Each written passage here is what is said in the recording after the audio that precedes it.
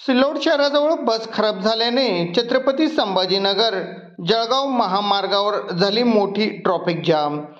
आज दिनांक 19 मे संध्याकाळी 6:30 माध्यमांना मिळालेली माहिती अशी की सिल्लोड शहराजवळ एका पेट्रोल पंपाजवळ एक बस अचानक खराब झाल्याने महामार्गावरती एकतर्फी ट्रॅफिक सुरू आहे।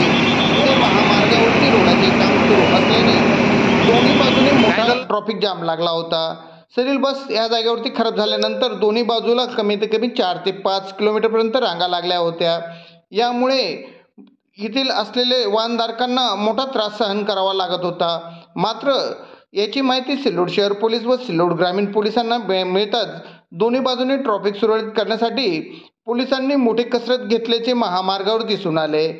सिल्लोड शहर पोलीस ठाण्याचे पोलीस निरीक्षक शेषराव उदार व त्यांच्या कर्मचाऱ्यांसह भवन गावाजवळ ट्रॅफिक सुरळीत करण्यासाठी मेहनत करताना दिसून आले। तसेच सिल्लोड ग्रामीण पोलिसांनी सिल्लोड शहरा बाजूच्या भराडी महामार्गापासून जाम असलेले ट्रॅफिक सुरळीत करण्यासाठी सिल्लोड ग्रामीण पोलीस ठाण्याचे पोलीस निरीक्षक विजयसिंग राजपूत व कर्मचाऱ्यांनी या बाजूने ट्रॅफिक सुरळीत करण्यासाठी मदत केली।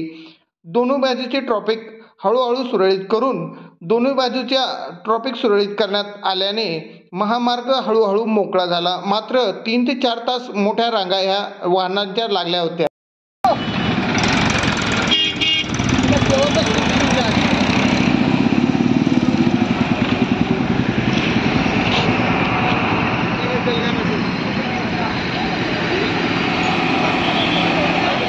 एका बसने एवढे ट्रॅफिक जाम केले का?